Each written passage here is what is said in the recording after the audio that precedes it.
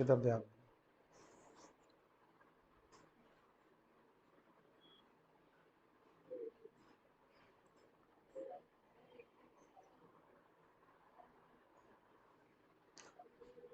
Hello students, स्वागत है आपका मेंटोर जी क्लासेस में। मैं विजय फिर आपके साथ जुड़ गया हूं बजाने नीट का डीजे।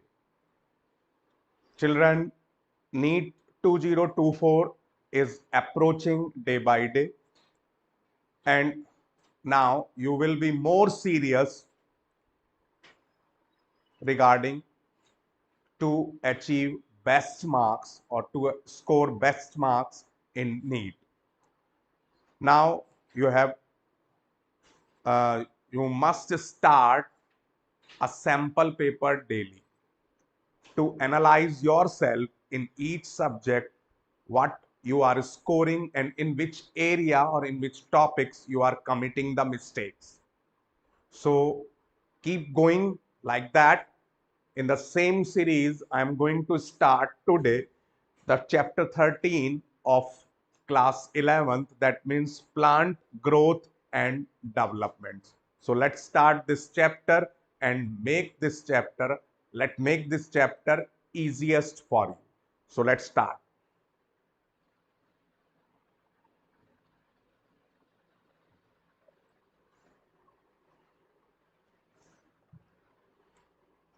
देखिए जी, अब सबसे पहले बात करते हैं प्लांट ग्रोथ की, जो बड़ा इंपॉर्टेंट है। कुछ इंपॉर्टेंट पॉइंट्स हैं जो अच्छे तरीके से आपको समझने पड़ेंगे। सबसे पहला इंपॉर्टेंट जरूरी पॉइंट क्या है? देखिए, ग्रोथ जो होती है प्लांट्स के अंदर, वो ओपन ग्रोथ होती है, और एनिमल्स के अंदर ग्रोथ क्लोज जो होती है। अब यहां ओपन का मतलब है that is through out the life span, growth never stop. लेकिन प्लांट एनिमल्स के अंदर ग्रोथ एक सर्टेन स्टेज तक होती है, जिसे हम एडल्ट स्टेज कहते हैं।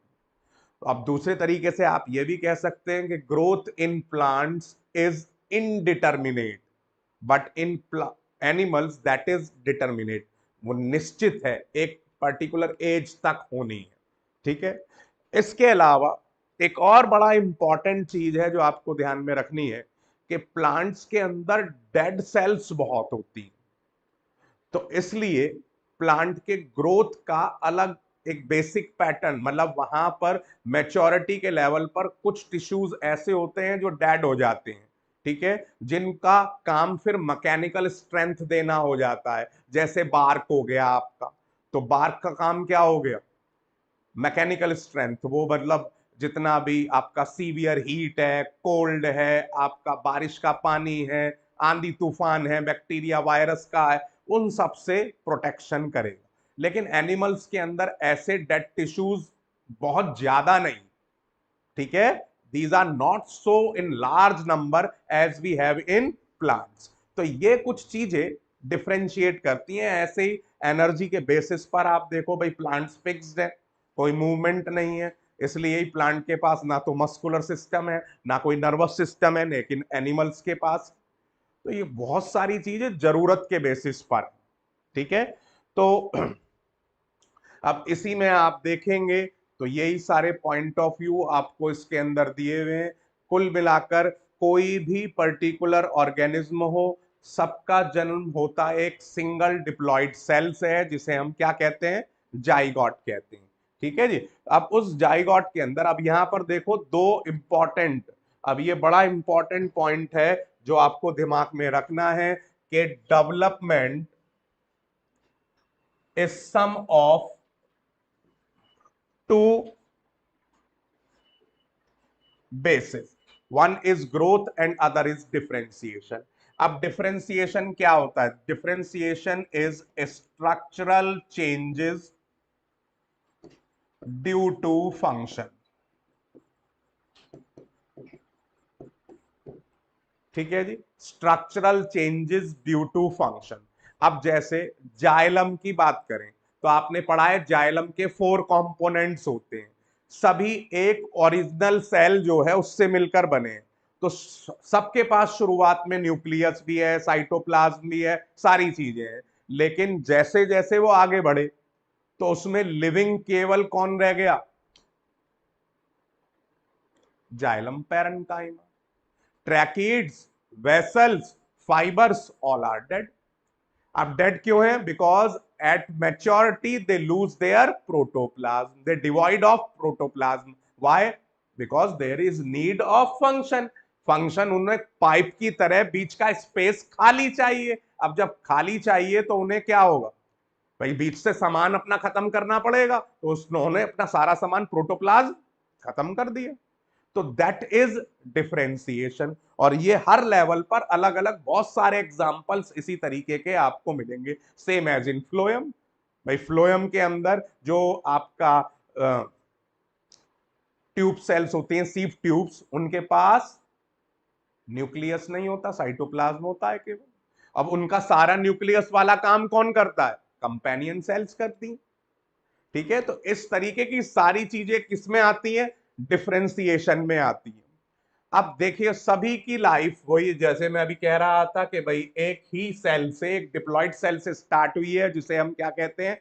जाइगोट। अब orderly, highly ordered succession of events, ये बड़ा इंपॉर्टेंट है। एक के बाद एक डिफरेंट इवेंट्स होते हैं, and these events leads to development and differentiation, growth and development. ठीक है जी। अब इसके अंदर सारी चीजें, ऑर्गेनाइजेशन, बॉडी ऑर्गेनाइजेशन डेवलप होता है भाई, roots, leaves, branches, flowers, fruits, seeds. ठीक है, समझ में आ रही है बात? तो the first step in the process of plant growth is seed germination. The seed germinates when favourable condition for growth exist in environment. भाई सारी चीजें उसे मिले, एडिक्वेट एटमॉस्फेयर हो, तभी तो सीड डोरमेंसी से बाहर आएगा। ठीक है, क्लियर? अब यहां पर देखिए फैक्टर्स भी हैं जो इस पूरे के पूरे डेवलपमेंट प्रोसेस को अफेक्ट करते हैं। अब ये इंटरनल इंट्रिंसिक फैक्टर्स भी हैं और एक्सट्रिंसिक एक्सटर्नल फैक्टर्स। अब इंट्रिंसिक फैक्टर तो हो गया प्लांट का अपना जेनेटिक मेकअप, ठीक है, और उसकी मेटाबॉलिक एक्टिविटीज। अब एक्सट्रिंसिक क्या हुआ? लाइट, वही जितने भी आपके एक्सटर्नल फैक्टर्स, ठीक है, light, temperature, oxygen, moisture, all that. ठीक है, अब देखिए यहां पर ये डायग्राम इंपॉर्टेंट हो सकता है। देखिए अगर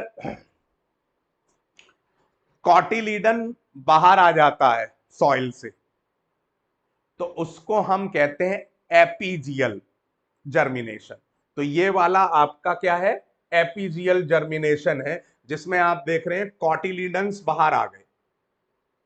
AP means above, geal means germination, that means cotyledon are over the surface of earth, तो उसे हम बोलते हैं एपीजियल जर्मिनेशन। और जो ये दूसरा है आपका, जिसमें हाइपो, कॉटिलीडन जमीन के अंदर ही है, इसे हम बोलते हैं हाइपोजियल। Hypo means below. ठीक है, तो ये डायग्राम को ध्यान में रखें, जिसके बेसिस पर आपको पूछा जा सकता है। ये बीन का जर्मिनेशन डेवलपमेंट आपको दिखा रखा है। ठीक है जी, क्लियर? और सारी की सारे लेबलिंग को भी दिमाग में रखना है आपको। नेक्स्ट देखिए, अब ग्रोथ में वही बात आ रही है, ओपन, जो भी मैंने आपको बताया था। ग्रोथ आ गया, देखिए इज इनडिटर्मिनेट, सेम बात वही कह रहे हैं ये। अब यहां पर देखिए सेल्स, अब मेरिस्टेम, देखो ये करामाती टिश्यू है प्लांट्स के अंदर, जिसका काम केवल और केवल डिवाइड, मेरिस्टोस का मतलब ही होता है to divide and divide and divide and divide and divide, that means divide continuously. ठीक है जी, तो ये आपका एक लेवल पर जब मैच्योरिटी हो जाती है, तब वो आपका ओकेजनली यानी कि डिमांड पर डिवाइड करेगा, और जब तक वो मेरिस्टेमेटिक है वो डिवाइड ही डिवाइड करेगा। ठीक है, तो यहां पर इसी चीज को ये कह रहे हैं। अब ग्रोथ के आपके दो पैटर्न अब हम देखेंगे। देखिए ये उसी चीज को अब कह रहे हैं कि जो शूट बनाएगा वो शूट एपिकल मेरिस्टेम हो गया। ठीक है जी, जो आपका वेस्कुलर कैम्बियम बनाएगा, ठीक है, एक आपका कॉर्क कैम्बियम होती है, अब ये उसी चीज को यहाँ पर कह रहे हैं, देखिए ग्रोथ दो तरीके से हो गई, एक तो शूट एपिकल मेरिस्टेम और रूट एपिकल मेरिस्टेम जो प्राइमरी ग्रोथ देते हैं। उसके बाद फिर सेकेंडरी ग्रोथ के लिए दो बन जाती हैं, एक बन जाती है वेस्कुलर कैम्बियम और एक बन जाती है कॉर्क कैम्बियम। वेस्कुलर कैम्बियम आगे चलकर जाइलम और फ्लोएम बनाता है, ठीक है जी, ठीक है, क्लियर। और जो आपका, और ये कौन डेवलप करता है, लेटरल मेरिस्टेम। भाई लेटरल मेरिस्टेम दोनों तरीके की कैम्बियम बनाता है, वेस्कुलर कैम्बियम भी और कॉर्क कैम्बियम भी। अब जो ये आपका ये ग्रिथ बढ़ाता है, डायमीटर इंक्रीज करता है ये आपका, ठीक है, और इसको ही हम सेकेंडरी ग्रोथ कहते हैं। तो उसी सेकेंडरी ग्रोथ को ये दिखा रहे हैं आपका कि जो ये डिफरेंस हुआ, जो मोटाई बढ़ी गोलाई में, वो किसकी वजह से हुआ है, सेकेंडरी ग्रोथ की वजह से हुआ। अंदर की तरफ जाइलम फ्लोएम और बनाए वेस्कुलर कैम्बियम ने, और बाहर की तरफ कॉर्क कैम्बियम ने कॉर्क को डेवलप किया, ठीक है। नेक्स्ट देखिए, अब ग्रोथ इज मेजरेबल बाय, बहुत ही इंपॉर्टेंट सेक्शन है। अब ग्रोथ जो है बेसिकली उसका मेन प्रिंसिपल क्या है, किस बेसिस पर हम ग्रोथ को चेक करते हैं, हम ग्रोथ को चेक करते हैं आपका increase in the amount of protoplasm, इसके बेसिस पर ग्रोथ चेक की जाती है, increase in the amount of protoplasm, ठीक है जी। अब सिंस इंक्रीज इन प्रोटोप्लाज्म, अब डायरेक्टली उसको मेजर कैसे करेंगे, भाई कोई मेजर करना वो मोर और लेस, अब हम उसको क्या देखेंगे, जो उसके मिलता जुलता हो, मोर और लेस प्रोपोर्शनल टू। अब क्या देखा जी हमने, मोर और लेस प्रोपोर्शनल में उसको, अब ग्रोथ हम अलग अलग पैरामीटर्स के बेसिस पर नापते हैं, जैसे कि पहला पैरामीटर फ्रेश वेट इंक्रीज हो रहा है, ड्राई वेट इंक्रीज हो रहा है, लेंथ इंक्रीज हो रही है, surface area, volume, cell number, ये अलग अलग ये क्या है, पैरामीटर्स टू मेजर ग्रोथ, ठीक है जी। अब इसके अंदर नेक्स्ट आता है जी आपका, अब कैसे, देखो अब ये कह रहे हैं कि single maize root apical meristem can give rise to more than 17,500 new cells per hour. तो ये क्या हो गया, ग्रोथ पर नंबर के बेसिस, सेल नंबर के बेसिस पर देख रहे हैं हम। Next, whereas cells in a watermelon may increase in size by up to 3,50,000 times। तो ये सरफेस एरिया के बेसिस पर देख लिया हमने।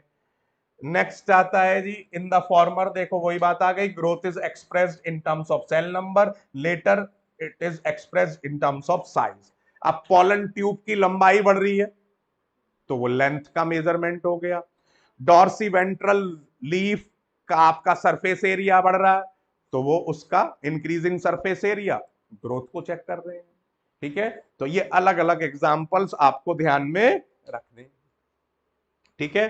अब नेक्स्ट देखिए, फेजेस ऑफ ग्रोथ, ये अब फिर इन्होंने कहां से जोड़ दिया इसको, जो हमने चैप्टर 5 में पढ़ा था ना, zone of elongation, zone of maturation, meristematic zone, वही सारा दोबारा ये कह रहे हैं कि देखो वो divided three phases, meristematic, elongation, maturation. Let us understand by looking at the root tip, constantly dividing cells both at the root apex as well as the shoot apex, ठीक है। तो ये ग्रोथ फेज हो गया। उसके बाद ये जबरदस्त रिच इन, अब देखो ये मेरिस्टेमेटिक टिश्यू की खासियत बता रही है, पहला प्रोटोप्लाज्म जबरदस्त रिच होता है इनका, लार्ज कॉन्स्पिकुअस न्यूक्लियाई होता है, सेल वॉल बहुत थिन होती है, सेल्यूलोज एडम अबंडेंट, और जबरदस्त प्लाज्मोडेस्मेटिक कनेक्शन होते हैं ताकि आपस में एक दूसरे से कम्युनिकेशन बहुत बेहतर ढंग से हो और सामान का आवागमन बहुत तेजी से हो सब्सटेंसेस का। द सेल्स प्रॉक्सिमल, अब ये बड़ा इंपॉर्टेंट है भाई, द सेल्स प्रॉक्सिमल यानी कि जस्ट नेक्स्ट टू टिप, ठीक है, away from the tip to the meristematic zone, उसको हम क्या कहते हैं, इलोंगेशन, ठीक है, क्योंकि वो लंबाई बढ़ाएगा। इंक्रीज वॉक्यूलेशन, अब ये भाई इसे रोक ले कोई तो मैंने जानी, बहुत ही इंपॉर्टेंट पार्ट है ये, जो एमसीक्यू में 100% मिलने के चांसेस है। देखिए जी, increased वॉक्यूलेशन, cell enlargement and new cell wall deposition are the characteristics of the cell in this phase। Elongation में 3 इंपॉर्टेंट काम क्या है? वैल्क्यूल बनना जबरदस्त, एनलार्ज होना सेल का, और नई सेल वाल का डिपोजिशन होना। ये सबसे तेजी से, यही इलोंगेशन के मेन पैरामीटर्स है, क्राइटेरिया है ग्रोथ के। सेल डिफरेंशिएट होता है। देखो, मेरिस्टेमेटिक सेल जब डिवाइड करेंगे तो दो तरीके के, एक तो डिवाइड ही करती रहेंगी सेल, और दूसरी सेल्स आपका इलोंगेशन फेज में आ जाएंगी। फिर इलोंगेशन वाली में एक तो इलोंगेट ही करती रहेंगी और एक और फर्दर मैच्योर हो जाएंगी, वो मैच्योरेशन में आएंगी।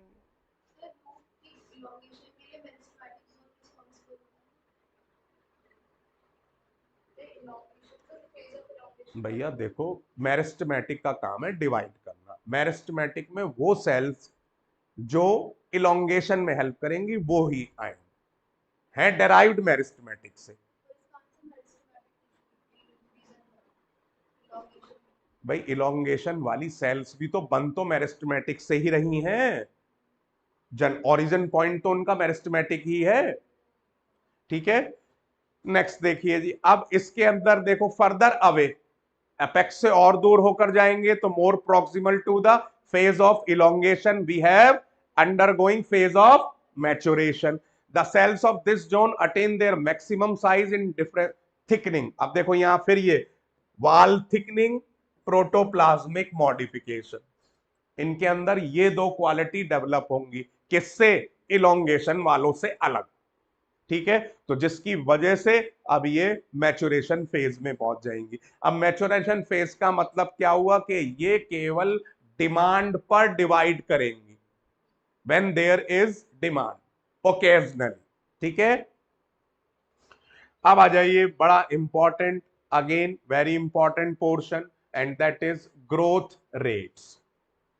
देखिए जी, दो तरीके की ग्रोथ रेट आपको यहां दिखाई दे रही है और बड़े ध्यान से इसको समझना है। देखिए, एक है अर्थमेटिक और एक है जियोमेट्रिक। ठीक है जी, इसमें क्या होगा, एक सेल से जो दो नई सेल्स बनेंगी उनमें एक सेल एज इट इज रहेगी, डिफरेंशिएट होती रहेगी, और एक सेल डिवाइड करती रहेगी। ठीक है, माइटोसिस ही हो रहा है इसमें, दो सेल बन रही हैं, एक सेल डिफरेंशिएट करेगी और दूसरी सेल डिवाइड करती रहेगी। ठीक है जी, हाँ मतलब वही हो गया ना, डिफरेंशिएट एंड मैच्योर। ठीक है, और दूसरी डिवाइड करती रहेगी। जियोमेट्रिक में दोनों डिवाइड करेंगी। समझ में आ रही है बात? जियोमेट्रिक में दोनों। अब आप देखो, एक सेल को ऐसे ही रिटेन दिखा रहे हैं ये, और ये वाली सेल दो, इससे फिर और बनी, इससे फिर और बनी, इससे फिर और बनी, ये डिवाइड करती चली जा रही है। बेटा तो दो से, एक से दो बनी तो दो से आपका एक ही, तो ये तो एज इट इज है, फिर एक से दो ही बनी ना, फिर उनमें फिर एक और बनी,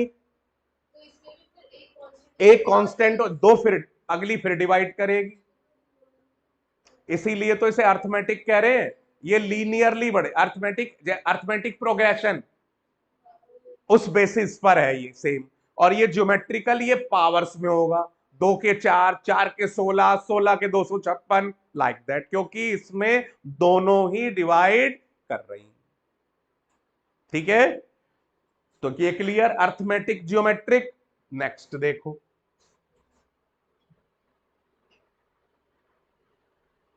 अब यहां पर देखो एक और बड़ा इंपॉर्टेंट पॉइंट है, जाइगोट डिवाइड कर रहा है, पहले ट्रांसवर्स फिर वर्टिकल।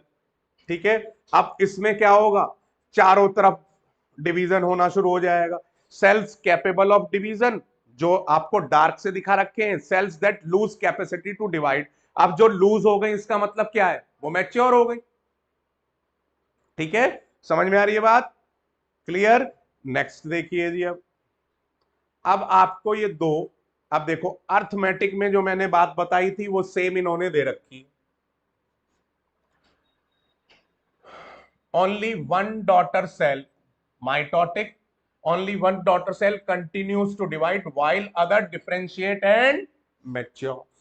ठीक है, यही इसकी क्वालिटी है। अब सिंपल इसको हम मैथमेटिकल एक्सप्रेशन से रिप्रेजेंट कर रहे हैं, एल टी, यानी कि length at time T, length at time T equal to length at time 0 plus R T. R क्या है? ग्रोथ रेट और इलोंगेशन पर यूनिट टाइम। ठीक है, क्लियर। अब इसके हिसाब से हम प्लॉट करेंगे। देखो ये क्या शो कर रहा है? L0। ये क्या शो कर रहा है? L0। ठीक है, ठीक है, तो ये L0 हो गया और यहां से यहां तक ये पूरा का पूरा इसका LT हो गया। ठीक है, क्लियर। अब नेक्स्ट आ जाइए। नेक्स्ट में है जी, दूसरा है आपका लॉग और एक्सपोनेंशियल। अब इसमें क्या होगा? Both progeny cells following mitotic cell division retain the ability to divide and continue to do so. तो दोनों ही करती रहेंगी डिवाइड। 2 से 4, 4 से 16, 16 से 256, इस तरीके से ये एक्सपोनेंशियली ग्रोथ होगी। अब इसको हम देखिए, अब यहां पर इसको हम 3 फेज में डिवाइड कर सकते हैं। पहला लैग, यानी कि धीरे धीरे ग्रोथ स्लो, उसके बाद एक्सपोनेंशियल पावर्स में 2 की पावर्स, ठीक है, एंड देन स्टेशनरी। ठीक है जी, समझ में आ गई बात। अब स्टेशनरी क्यों हो गया? क्योंकि भैया समय के हिसाब से उसे क्या चाहिए? खाना पानी पीना चाहिए, नेचुरल एनवायरनमेंट का भी तो साथ चाहिए, वो नहीं बनेगा तो कांस्टेंट हो जाएगा। ठीक है जी। अब इसके अंदर ये आ गया ना, लिमिटेड न्यूट्रिएंट सप्लाई, जिसकी वजह से ग्रोथ स्लोज डाउन।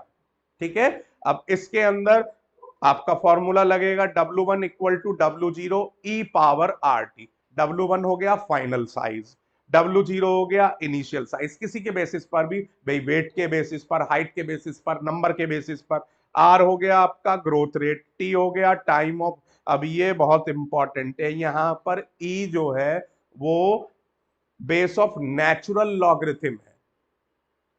ठीक है, समझ में आ रही है बात। अब ये आर का बड़ा इंपॉर्टेंट है, 100% एग्जाम में मिलेगा।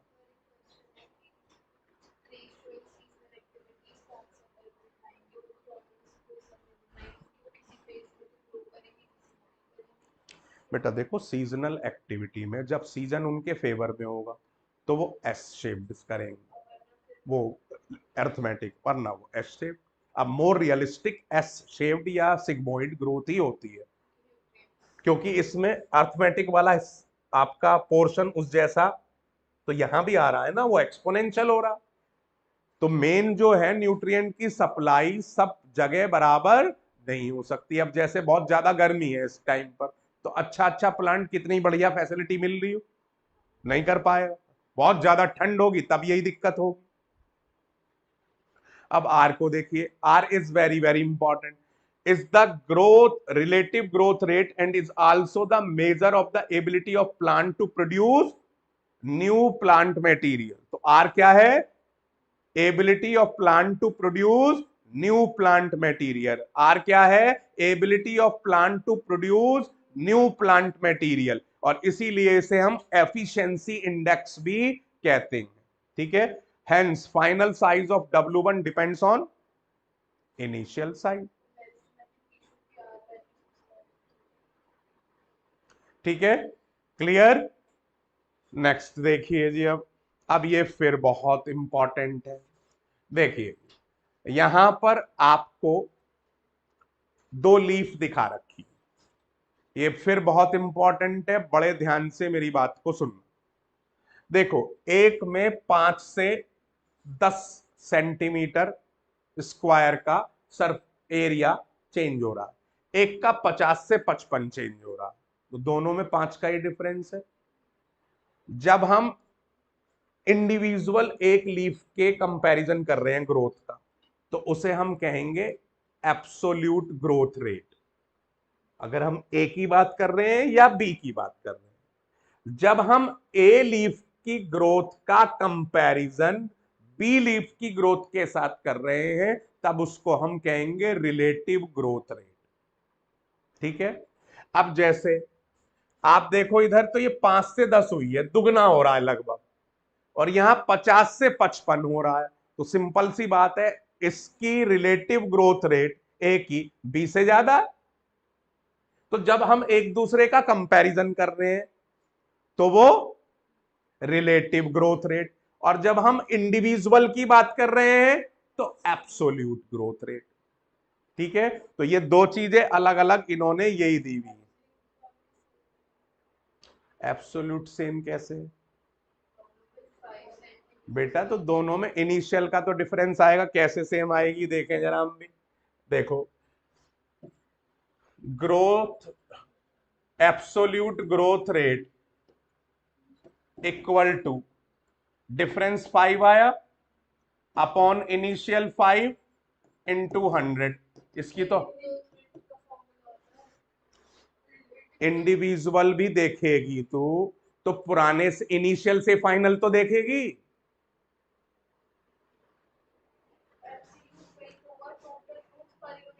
हाँ तो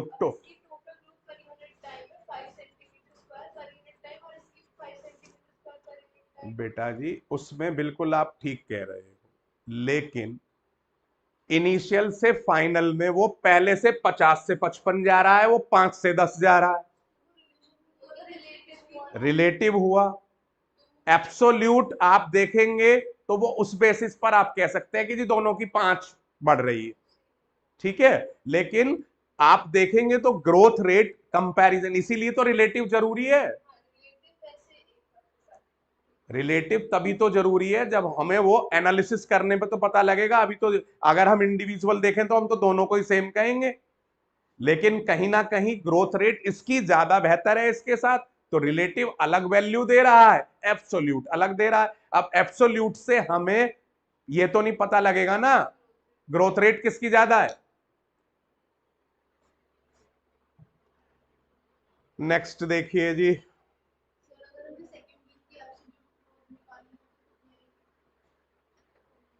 वही है दोनों की, 5 का ही तो डिफरेंस है दोनों का। फॉर्मूला ऐसे कोई नहीं है, ना निकलवाया जाएगा, कोई फॉर्मूला बेसिस क्वेश्चन नहीं है इसके आपके सिलेबस। कंपैरिजन और इंडिविजुअल वो चीज आपसे पूछी जा सकती है। भाई ये 5 से 10 गया, ये 50 से 55 गया, दोनों का एब्सोल्यूट ग्रोथ रेट सेम है, 5 है। रिलेटिव रिलेटिव रिलेटिव रिलेटिव होगी ना वो इनिशियल से जो हम निकालेंगे वो रिलेटिव निकालेंगे।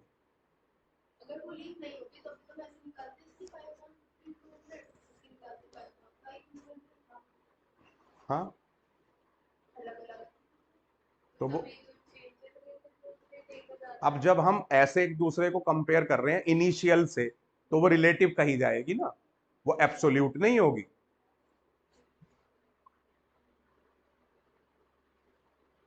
नेक्स्ट देखिए जी, कंडीशन ऑफ ग्रोथ। अब कंडीशन ऑफ ग्रोथ में सबसे पहला आ गया वाटर। देखो वाटर बहुत जरूरी है, क्योंकि पानी के थ्रू ही, पानी मीडियम प्रोवाइड करता है सारी रिएक्शंस को प्रोसीड करने के लिए, तो इसलिए वाटर जो है। अब देखो यहां पर बहुत इंपॉर्टेंट है, grow in size enlargement that requires water, turgidity of the cell. अब जितनी ज्यादा टर्जिडिटी होती है उतना ही उसका एक्सपेंशन और एक्सट्रिंसिक ग्रोथ का फायदा मिलता है। ठीक है, both plant growth and further development वो पूरी तरीके से वाटर स्टेटस के ऊपर डिपेंड करता है। वाटर पूरी तरीके से है तो प्लांट टर्जिड रहेगा, एक्सपोज रहेंगी लीफ, तो ज्यादा से ज्यादा आपका आपका धूप पड़ेगी, फोटोसिंथेसिस ज्यादा होगा। स्टोमेटा खुले हुए होंगे तो CO2 अंदर ज्यादा आएगी, तो ये सारी चीजें, ठीक है। और इसी तरीके से नेक्स्ट आपका ऑक्सीजन हो गया, ठीक है। नेक्स्ट हो गया आपका न्यूट्रिएंट्स, माइक्रो और मैक्रो न्यूट्रिएंट्स, क्योंकि इनके through he synthesis of protoplasm develop होगा और एनर्जी बनेगी, ठीक है। अब यहां पर देखिए ये एक बड़ा इंपॉर्टेंट है, every plant organism has an optimum temperature range. अब जो उसके लिए बेस्ट सूटेड है, ठीक है। अब any deviation from this range that decrease the survival, ठीक है। Environmental signals such as light and gravity also affect certain phases or stages of, हाँ, ग्रेविटी से क्यों नहीं फर्क पड़ता है, रूट का मूवमेंट जियोट्रॉपिज्म किसके बेसिस पर होगा? ग्रेविटी के बेसिस पर ही तो होगा। अब ये फिर बहुत बहुत बहुत इंपॉर्टेंट है। मुझे ध्यान इस तरीके से है कि पिछले 18 के बाद से लगातार इस रीजन पे से, इस सेक्शन पे से क्वेश्चन आ रहा।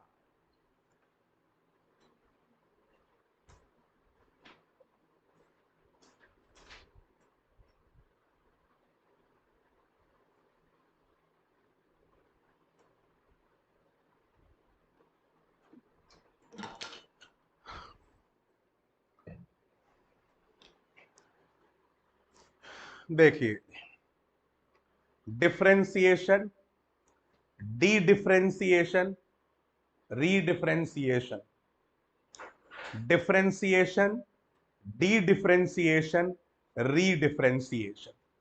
देखिए जी, डिफरेंशिएशन का मतलब यह है कि मैच्योरेशन हो गया। अब वो किस स्टेज में आ गया? स्ट्रक्चरल चेंजेस जो होने थे वो हो चुके, मैच्योरिटी लेवल पर आ गया। अब इसका मतलब उस वक्त, अब उसके that loss the ability to divide. ठीक है, अब जैसे ही उसे डिमांड पर डिवाइड करने की जरूरत पड़ेगी तो वो क्या हो जाएगा? डी डिफरेंशिएट, वो वापस डिवाइड करेगा। ठीक है जी, और फिर वो किस स्टेज में आ जाएगा? रीडिफरेंशिएशन। जैसे ही काम हो जाएगा तो वो वापस डिफरेंस, फिर डी, तो ये चीज चलती रहेगी। अब देखो यहां पर, इसको अब ध्यान से देखो। During differentiation cell undergoes few to major structural changes both in cell wall and protoplasm. For example, a tracheary element, जो भी मैंने आपको बताया था, xylem, the cells would lose their protoplasm. They also develop a very strong elastic lignocellulose, यानी कि जो lignin और सेल्यूलोज से बनकर बनी हुई है, सेकेंडरी सेल्स वॉल्स डेवलप कर लेंगे to carry water to long distances under extreme tension. ठीक है, अब try to correlate various anatomical features, इस तरीके से फ्लोएम हो जाएगा दूसरा आपका, कॉर्क कैम्बियम, और वो हो गई सब ये डिफरेंट एग्जांपल्स है। A plant show another interesting phenomenon.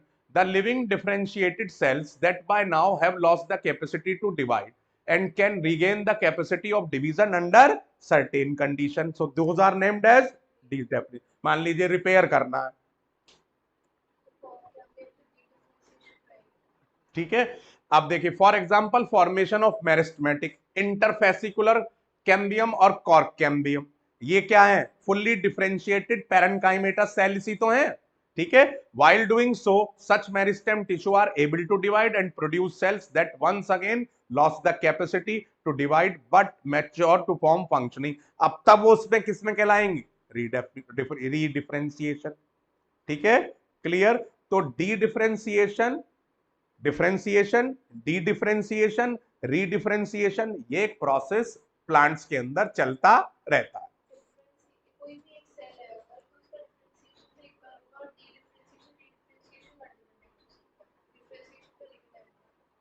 भाई रीडिफरेंशिएशन वापस डिफरेंशिएशन ही तो आ गया।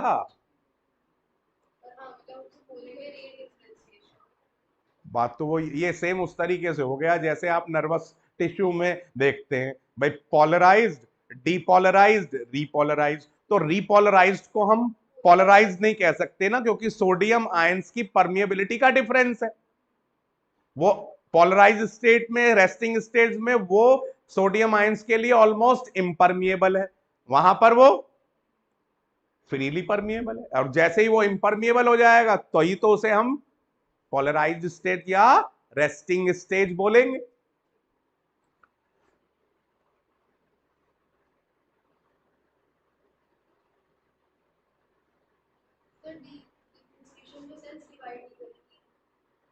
रीडिफरेंट, डिवाइड करके तो रिपेयर होएगी, बिना डिवाइड के कैसे रिपेयर होगा? कोई भी चीज है तो नई सेल्स तो बनेंगी ना, डिवीजन से ही तो बनेंगी नई सेल्स।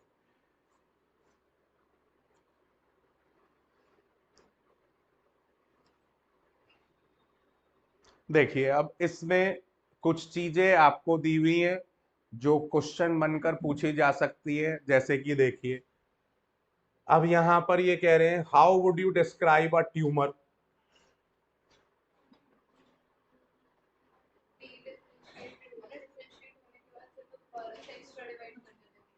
लॉट मतलब उसकी आपका एक्स्ट्रा रेस्पॉन्स, अनकंट्रोल्ड ग्रोथ हो गई वो। Next, what would you call the parenchyma cells that are made to divide under controlled laboratory conditions during plant tissue culture? रीडिफरेंशिएशन, क्योंकि उन्हें हमने उस फेज में बनाए रखा हुआ है। हाँ वही तो, उसी फेज में हमने बनाए रखा हुआ है। जो ओकेजनली होना चाहिए था वो लगातार कर दिया हमने सिमुलेटेड कंडीशन डाल के। ठीक है, नेक्स्ट देखिए, we have mentioned that growth in plants is open, it can be indeterminate or determinate. Now we may say that even differentiation in plants is open because cells and tissue arising of the same meristem have different structure at maturity.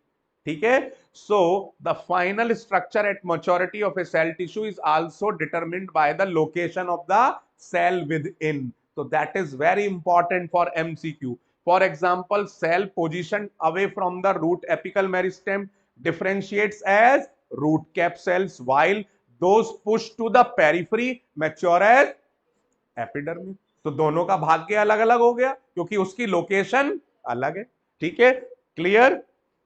ठीक है, next देखिए जी, development.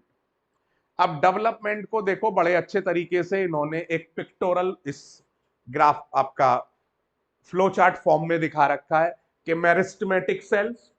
Meristematic cells के अंदर प्लाज्मेटिक growth हुई, यानी कि protoplasm की growth हुई।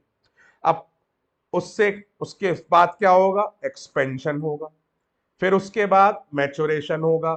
अब ये सारा खेल क्या है? डिफरेंशिएशन। मैच्योर सेल हो गई, मैच्योर सेल बूढ़ी होगी, सेनेसेंस हो गया, डेथ हो गई।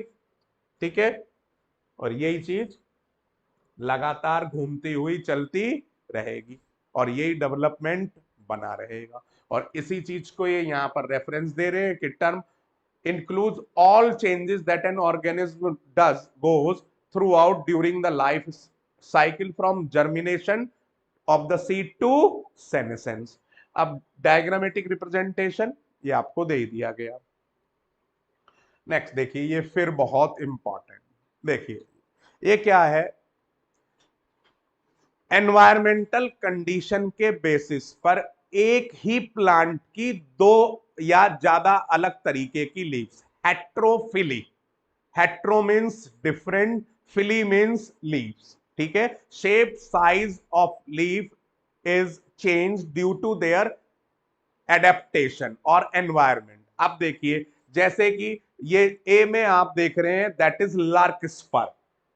जवानी में यानी कि जुवेनाइल फेज में when the plant is young, leaf इस तरीके की होती है। एडल्ट में लीफ का शेप साइज चेंज हो गया, सो दैट शोज हेट्रोफिली। इसी तरीके से बटर कप जो है ये एजिस पर होता है, नदी वाटर बॉडीज के किनारे पर। तो जो पार्ट प्लांट का पानी के अंदर होता है उसकी इस तरीके की लीव्स होती हैं, और जो जमीन पर होता है उसकी इस तरीके से लीफ होती हैं। ठीक है, तो एक ही प्लांट की अलग अलग एनवायरमेंटल कंडीशन पर अलग अलग लीव्स हो गई, हेट्रोफिली हो गई। तो इस फिनोमिनन को हम प्लास्टिसिटी कहते हैं, that is named as plasticity. Is it clear? Next देखिए जी, अब ग्रोथ, डिफरेंशिएशन एंड डेवलपमेंट एक दूसरे से क्लोजली रिलेटेड टर्म्स हो गए। ठीक है, ब्रॉडली डेवलपमेंट मिलाकर ही क्या है? ग्रोथ और डिफरेंशिएशन। अब डेवलपमेंट अभी बताया था, यानी कि ग्रोथ एंड डेवलपमेंट डिफरेंशिएशन वो इंट्रिंसिक और एक्सट्रिंसिक दोनों फैक्टर्स को रिलेट करता है। फॉर्मर, फॉर्मर मतलब इंट्रिंसिक, अभी मैंने बताया था इंट्रासेलुलर जेनेटिक है। ठीक है, और केमिकल और प्लांट ग्रोथ रेगुलेटर्स पर यानी कि हार्मोनल चेंजेस पर डिपेंड करता है। तो दो चीजों पर हो गया, इंटरनल जेनेटिक कॉन्स्टिट्यूशन, ठीक है जी, और दूसरा हो गया आपका भाई external, light, temperature, water, oxygen and nutrients. ठीक है जी। अब बात आती है, एक फेज हमने इस चैप्टर का खत्म कर लिया, अब इसका दूसरा फेज स्टार्ट होता है and that is plant growth regulator, आर्स, फाइटो हॉर्मोन्स और प्लांट हॉर्मोन्स। ठीक है।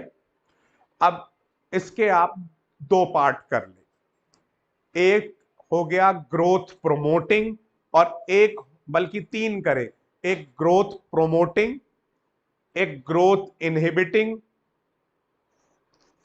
और एक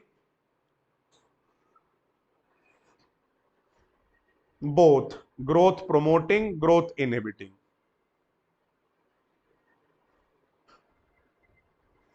तो ग्रोथ प्रोमोटिंग में आपके आएंगे auxins, gibberellins, cytokinins, these are growth promoting.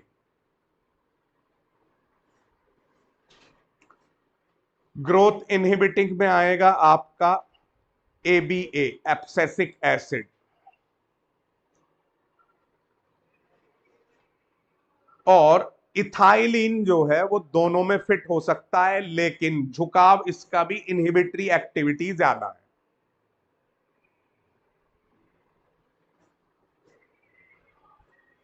ठीक है, इनहिबिटरी एक्टिविटी इसकी ज्यादा। अब इनकी केमिकल नेचर देखो, जो ऑक्सिन्स हैं वो आपके इंडोल कंपाउंड्स हैं, जैसे इंडोल 3 एसिटिक एसिड IAA। जो आपका साइटोकाइनिन्स हैं वो आपके एडिनिन डेरिवेटिव्स हैं। बहुत आता है ये, इसलिए इसको अच्छे तरीके से फिट कर लीजिए। कैरोटिनॉइड्स के डेरिवेटिव्स होते हैं आपके एब्सेसिक एसिड, और टर्पीन्स के डेरिवेटिव्स होते हैं जिब्रेलिक एसिड्स आपके। और इथाइलिन एक gas, only gaseous PGR, ethylene is only gaseous PGR. यही क्वेश्चन बन बन के आने हैं इनमें से, इसलिए बिल्कुल अच्छे तरीके से आप इसको फिक्स कर लीजिए। कैटेगरी मैंने आपको बताई थी। अब जैसे कि ग्रोथ प्रोमोटिंग एक्टिविटीज के एग्जांपल, भाई cell division, cell enlargement, pattern formation, tropic growth, flowering, fruiting, seed formation, सब क्या है? Growth promoting. ट्रॉपिक ग्रोथ मतलब आपका ट्रॉपिक मूवमेंट्स नहीं होते, फोटोट्रॉपिक, और वो उसी को तो कह दिया ट्रॉपिक ग्रोथ। और क्या है? अब ऑक्सिन्स, जिब्रेलिन्स और साइटोकाइनिन्स हो गए इसमें। नेक्स्ट पीजीआर, अदर कैटेगरी हो गए, जैसे जो आपका बेसिकली ये स्ट्रेस में हिम्मत दे रहे हैं उन्हें। ठीक है, स्ट्रेस, जैसे अब ज्यादा गर्मी है या वाटर स्ट्रेस हो गया, आपका टेम्परेचर स्ट्रेस हो गया, ठीक है, वुंड्स, घाव हो गए, इस तरीके की चीजें। तो उन सब में बायोटिक और एबायोटिक ओरिजिन्स की वजह से जो दिक्कतें आई उसको झेलने की ताकत देता है ये एब्सेसिक एसिड। ठीक है, जैसे डोरमेंसी और एप्सिसन, इनके डोरमेंसी में पहुंचाना सीड को, ताकि वो सरवाइव कर सके अनफेवरेबल कंडीशन में, लाइक दैट। ठीक है, और पीजीआर, एब्सेसिक एसिड, इस कैटेगरी में आता है।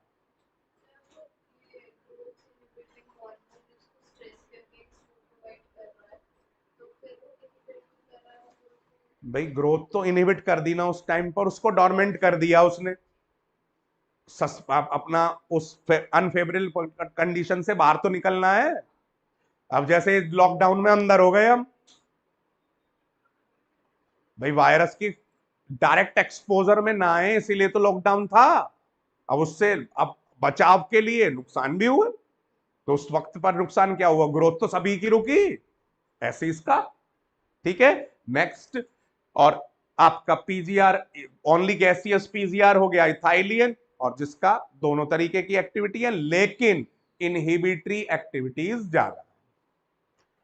नेक्स्ट देखिए जी भाई, अब ये बड़ा इंपॉर्टेंट एक्सपेरिमेंट है जो कि किया गया किसके द्वारा? आपका डार्विन और उसका बेटा फ्रैंकोइस डार्विन। ठीक है, फ्रांसिस डार्विन। अब उन्होंने क्या किया, कैनरी ग्रास ली और उसका कॉलियोप्टाइल लिया। देखो कॉलियोप्टाइल क्या होता है?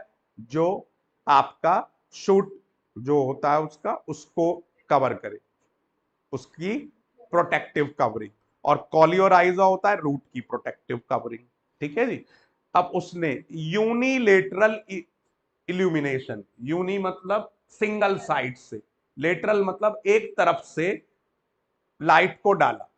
ठीक है, growing towards the light source, phototropism. ठीक है जी। अब क्या था देखो, इसने पहले इसमें डाला तो आप देख रहे हैं बेंडिंग हो गई, लाइट की तरफ ही ग्रोथ होनी स्टार्ट हो गई, फोटोट्रॉपिक मूवमेंट। अब इसने कट कर दिया, कोई ग्रोथ नहीं हुई, टिप पोर्शन को ही कट करा इसने। अब यहां कैप क्या दिखा रही है ये?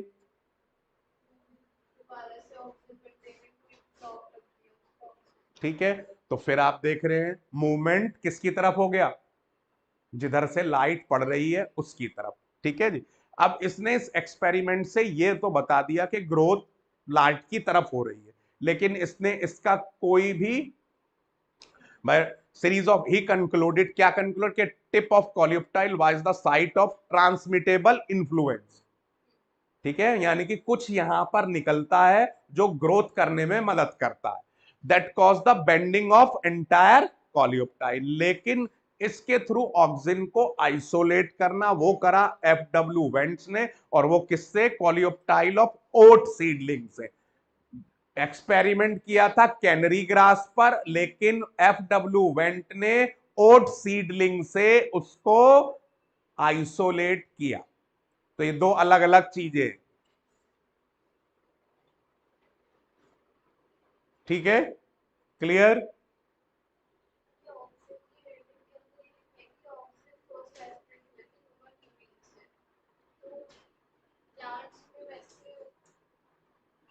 जो सबसे पहला ऑक्सीजन निकाला गया वो वहां से, ये, हाँ, वो करा उसने। नेक्स्ट देखिए, अब दूसरा आता है हिस्ट्री अब किसकी? जिब्रेलिन्स की। बैकबेन जिसे हम कहते हैं फुलिश सीडलिंग डिजीज, ये बेसिकली राइस के अंदर होती है और it is caused by Gibberella fujikuroi. अब ये देखा गया कि जो आपका appearance of symptoms of disease in rice seedlings when they are treated with sterile filtrates of this fungus। ठीक है, तो अब वो उस फिल्ट्रेट को जब एक्टिव सब्सटेंस देखा गया तो उसमें बाद में क्या मिला कि दैट इज जिब्रेलिक एसिड। इसी तरीके से स्कूग और उसके कोवर्कर्स ने देखा कि इंटरनोडल सेगमेंट्स जो हैं टोबैको के, कैलस, ठीक है, जो कि अनडिफरेंशिएटेड मास प्रोलिफरेट कब करते हैं? जब उसके अंदर हम ऑक्सिन डाल दें, और या हम एक्सट्रैक्ट ऑफ वेस्कुलर टिश्यू डाल दें, या ईस्ट एक्सट्रैक्ट डाल दें, या कोकोनट मिल्क डाल दें, या DNA डाल दें। तो मिलर एट ऑल ने, एट ऑल का मतलब होता है कुलीग्स, तो उसने, इन्होंने जब देखा, मिलर और उसके कुलीग्स ने, तो उसको लेटर आइडेंटिफाई किया साइटोकाइनिन प्रोमोटिंग एक्टिविटी सब्सटेंस हैं जिनको नाम काइनेटिन दिया गया। ठीक है, तो इन सभी में चाहे वो DNA है, कोकोनट मिल्क है, एक्सट्रैक्ट है, वेस्कुलर टिश्यू है, ये सब क्या है? These are having kinetin substance that is grow आपका साइटोकाइनिन प्रोमोटिंग एक्टिविटी, यानी कि cell division promoting activity. Next, अब 1960 में अलग अलग डिफरेंट साइंटिस्ट ने केमिकल करेक्टराइजेशन और प्यूरिफिकेशन किया इनहिबिटर्स का। इसकी किसी ने इसका नाम रखा इनहिबिटर बी, किसी ने कहा एप्सिसिन सेकंड, किसी ने कहा डॉर्मिन। लेकिन बाद में जब इनका केमिकल आइडेंटिफिकेशन किया गया तो ये सब एक ही निकले और उसका नाम फिर रखा गया एब्सेसिक एसिड। लास्ट में आता है HH कजिन्स। इन्होंने रिलीज के by release of a volatile substance from ripened oranges that hastened the ripening of stored unripened bananas. ठीक है, और वोलेटाइल सब्सटेंस बाद में आइडेंटिफाई हुआ gaseous PGR that is ethylene. ठीक है, अब इनके फिजियोलॉजिकल इफेक्ट्स, क्वेश्चन आना ही आना है, किसी भी हार्मोन पर आए, लेकिन श्योर है। देखिए, ऑक्सिन ग्रीक में मतलब है टू ग्रो, जो ग्रोथ प्रमोट करे, टू ग्रो। अब नेचुरल और सिंथेटिक दोनों तरीके के ऑक्सिन मौजूद है। जनरली एपाइसिस को ग्रो करना, चाहे वो रूट के, सॉरी, हाँ रूट के हैं या स्टेम के हैं। अब ये इन्हीं रीजन्स में सबसे where they migrate to the region of their, बनते यहाँ है लेकिन माइग्रेट हो जाते हैं अवे। वो तो हार्मोन का काम ही है, बनता कहीं और है, वर्क कहीं और करता है। तो उसी तरीके से ये भी है। अब जैसे आपका दो एग्जाम्पल हो गए इसमें, अभी जैसे इल्यूमिनेशन वाला था, तो बनेगा तो ये जहां लाइट पड़ रही है और वर्क करेगा शेड की तरफ, जो शेडी प्लेस है, इसलिए बेंडिंग हो रही है। इस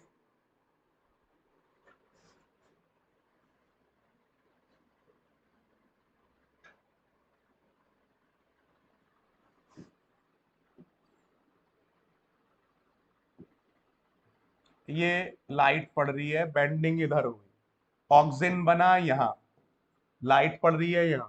अब जो हिस्सा लाइट के अवे है वो शेड हो गया, वर्क यहां करा इसने, ग्रोथ यहां हुई, बेंडिंग हो गई।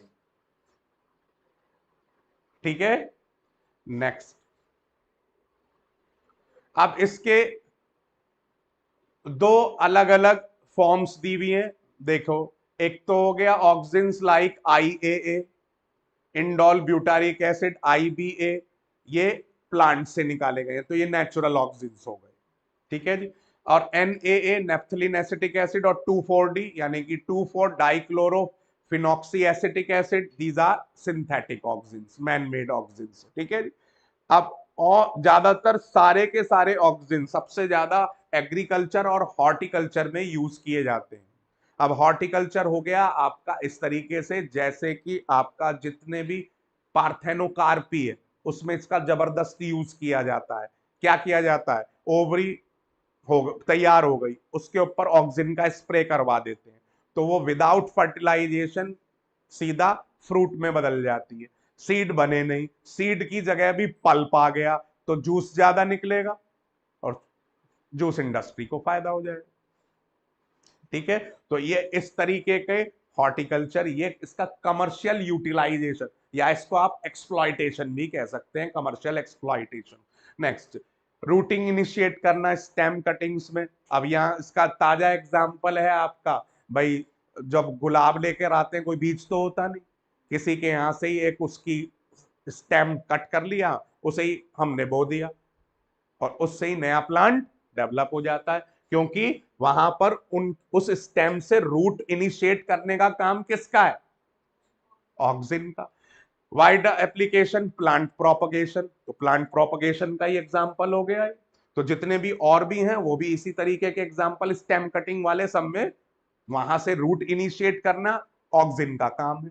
नेक्स्ट, अब ये फिर बहुत important, promote flowering in pineapples, help to prevent fruit and leaf drop at early stage, मतलब टाइम से पहले ही फ्रूट प्लांट से अलग ना हो जाए, वो रोकता है, लीफ को रोकता है। But promote abscission of older और मैच्योर फ्रूट्स। ठीक है, तो ये सब अब यहां पर हमें अलग अलग तीन चार बातें भी दिमाग में रखनी है, इंडिविजुअलिस्टिक, सिनर्जिस्टिक, कॉम्प्लीमेंट्री। अभी आएंगे, बहुत आता है ये क्वेश्चन, पिछले 4 साल में हर बार आ रहा है, और जिसके ऊपर बात करेंगे। नेक्स्ट देखिए, most higher plants the growing apical sorry apical bud inhibits the growth of lateral. अब देखो, आपने स्कूल में हैज मेकिंग करते हुए देखा होगा माली को, वो क्या करता है, ऊपर के पत्तियां कैंची से काटता रहता है, जिसे कहते हैं हम डीकैपिटेशन। ऐसे ही जितना भी टी प्लांटेशन होती है उसमें भी जो वर्कर्स होते हैं वो हमेशा एपिकल लीव्स को पिकअप करके अपनी टोकरी में डालते रहते हैं पीछे। उसके पीछे रीजन ये है कि जो ऑक्सिन है ना, वो एपेक्स की ग्रोथ करता है और लेटरल ग्रोथ को इनहिबिट करता है। जब हम एपेक्स की पत्तियों को हटा देंगे तो लेटरल ग्रोथ होनी शुरू हो जाएगी। इसलिए हैज मेकिंग में और टी प्लांटेशन में हमेशा एपिकल लीव्स को फोकस किया जाता है, और इस प्रोसेस को हम क्या कहते हैं, एपिकल डोमिनेंस। और एपिकल डोमिनेंस को हम कैसे ओवरकम कर सकते हैं, डीकैपिटेशन के थ्रू, यानी कि रिमूवल ऑफ शूट टिप्स। ठीक है, क्लियर। प्रैक्टिकल एप्लीकेशन हो गए इसके, टी प्लांटेशन और हैज मेकिंग। अब यही आपको डायग्राम में देखो यहां दिखा रखा है। देखिए यहां पर आपको दिखा रखा है, ये टिप इसकी इंटैक्ट है और यहां से देखो टिप रिमूव कर दी गई, तो टिप रिमूव करते ही लेटरल ब्रांच निकल गई। यही चीज ये कह रहे हैं, ए में a plant with apical bud intact और बी में a plant with apical bud removed, तो जिसकी वजह से क्या हुआ, note that growth of lateral bud into branches after decapitation, side में ग्रोथ होनी स्टार्ट हो गई। अब यही आपको दे दिया, ए और बी क्या रिप्रेजेंट कर रहे हैं, 4 ऑप्शन बना दिए, बन गया क्वेश्चन। ठीक है जी। अब देखो वही आ गया, ऑक्सिन्स आल्सो इंड्यूस पार्थेनोकार्पी, जैसे टोमेटोज हर्बिसाइड्स की तरह यूज होता है। अब फायदा इसका ये है 2,4-D का, कि ये डाइकोटिलिडनस वीट को किल करने के लिए काम में आता है और मैच्योर मोनोकॉट प्लांट को अफेक्ट नहीं करता। इसी तरीके से तो वीट फ्री लॉन्स गार्डनर्स इसको यूज कर सकते हैं। और बड़ा इंपॉर्टेंट है क्योंकि लीक से हटकर है, जाइलम डिफरेंशिएशन और सेल डिवीजन में भी ऑक्सिन का रोल है, तो साइटोकाइनिन के साथ कॉम्प्लीमेंट्री हो गया ये। समझ में आ रही है बात, वो भी सेल डिवीजन का है। ठीक है, rest portion we take tomorrow, और इसको कल कंप्लीट करके नेक्स्ट चैप्टर साथ के साथ स्टार्ट करेंगे। अभी जितने भी मैंने बच्चों मार्क कराए हैं ये अच्छे तरीके से आपको बार बार लगातार लिख लिख कर देखने हैं। इस पर किसी भी कैपेसिटी का क्वेश्चन आपसे पूछा जा सकता है। इसी तरीके से जुड़े रहिए मेंटोर जी के साथ, अपने नीट के रास्ते को आसान बनाते रहिए और स्कोरिंग के लिए इसी तरीके से मेहनत करते रहिए। कल चैप्टर 13 को कंप्लीट करेंगे और 14 यानी कि respiration in animals or breathing and respiration, we will start that.